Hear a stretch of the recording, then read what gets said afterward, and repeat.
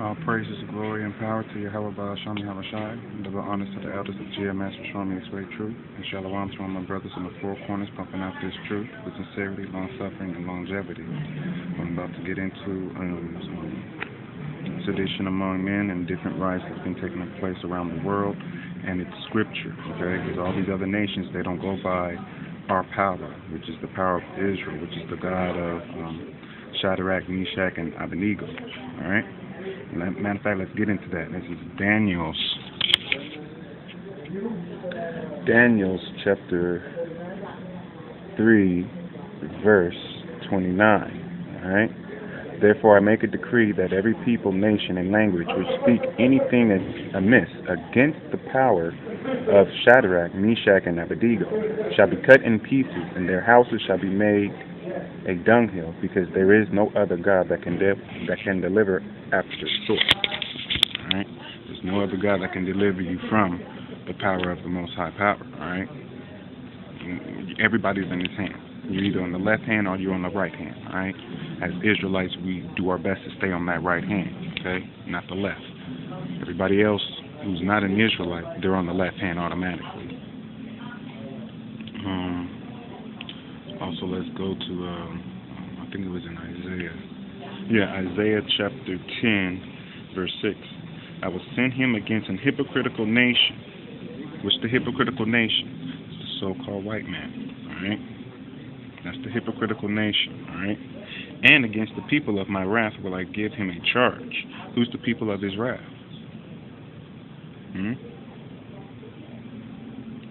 You wicked Israelites. That's 2/3 of you wicked Israelites, all right?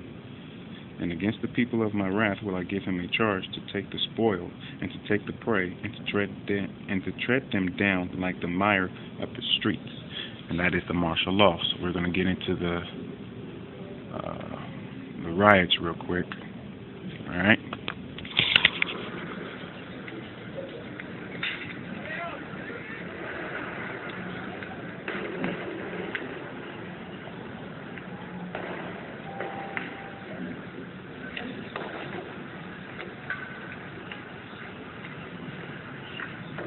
This is coming to a time near you, America.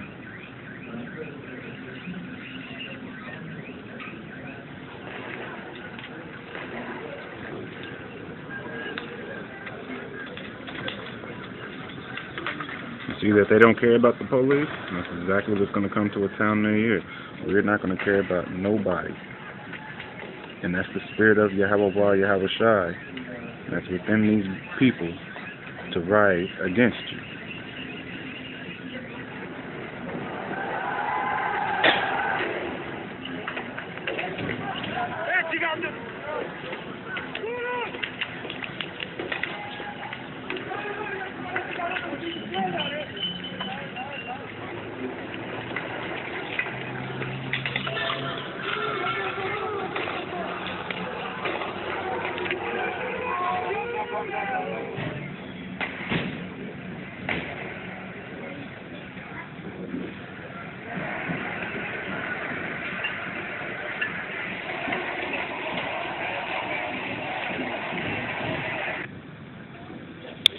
Alright, that's just one riot. We're going to go to another riot. Let's go at this one quick. This is a little riot in Little India in Singapore, alright?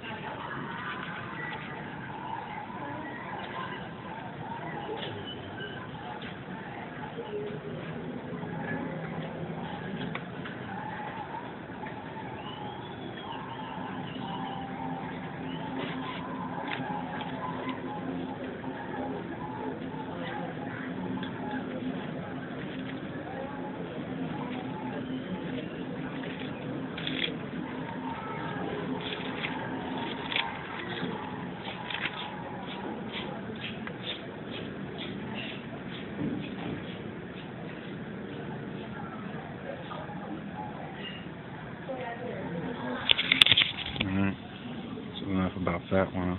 It's not that great. Let's go to the riots that's in Brazil. And before we go to the riots that's in Brazil, we're going to go to Zechariah chapter 14, verse 2.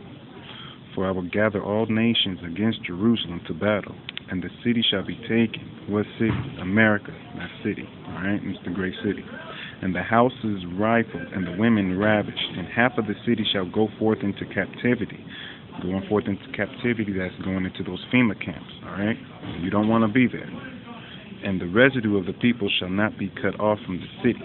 Then shall the Lord go forth and fight against those nations as when he fought in the day of battle. So we're going to go on another riot. Alright?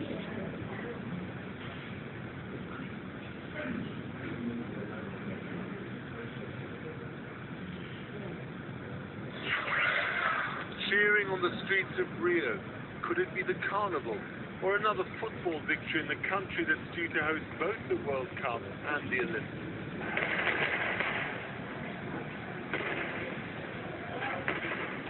No, this is a riot. One of dozens that have spread across the country. Across the country. Now this is in Brazil, so South America, which is going according to Scripture. 100,000 of them are besieging the exclusive National Theatre. Here they're attacking banks.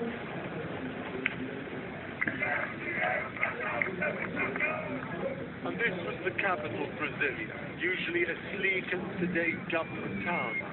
But overnight the parliament was turned into a barricade. Last week, Pelé, the world's best-known Brazilian footballer, unveiled a countdown clock on the iconic Copacabana. 1 year to go to the World Cup.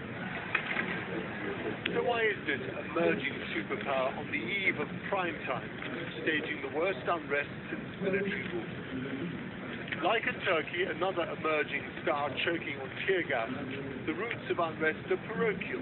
A modest increase in bus fares, a demonstration, a brutal police crackdown, and the stage is set for a wider confrontation. What should be Brazil's proudest moment has become a catalyst for trouble. The brand new national stadium in Brasilia is defended by riot police and besieged by protesters who fear that the country's poor are being squeezed to pay for the glamour of global sports. The poster says it all.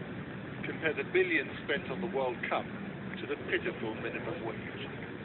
Another poster, this one a nod to the French Revolution, and another irony.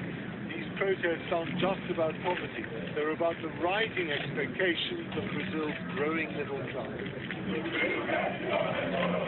Fueled by social media, stoked by discontent, and fanned by an economy that's been flatlining of late, this is not a revolution, but a bonfire of political vanity. And don't worry, nobody's about to cancel the World Cup. Alright. Let's go with John 12, I believe. Let me get to it first.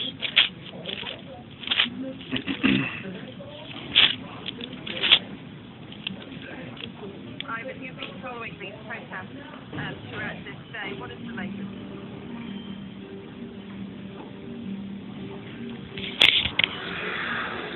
Well, for the first time in nearly 36 hours, Vanilla, we are not smelling tear gas here in the center of Istanbul, in this iconic Taksim Square, which is so symbolic now to this kind of protest movement that has erupted in the course of the last 36 hours. The riot police had fought over the past 36 hours to keep demonstrators out of this space using water cannons and tear gas and pepper spray, and the crowds were allowed in within the last 2 hours, and then they beat the police out. Take a look at the sea of people now that have see their tanks. They don't give a shit about their tanks. Central part of Turkey's largest city. It's a major transport hub. It's a commercial district. It's also the entertainment district at the heart of Istanbul. And we see. All right. This is St. John chapter 12, verse 48. He that rejecteth me and receiveth not my words hath one that judgeth him. The word that I have spoken, the same shall judge him in the last day. And we're in the last days. We are in the last days. All right?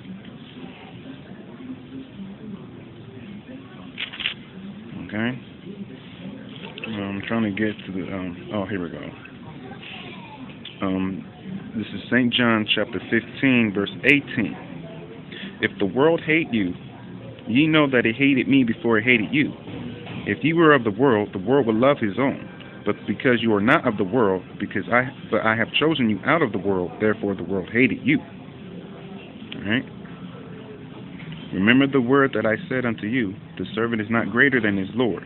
If they have persecuted me, they will also persecute you. If they have kept my saying, they will keep yours also.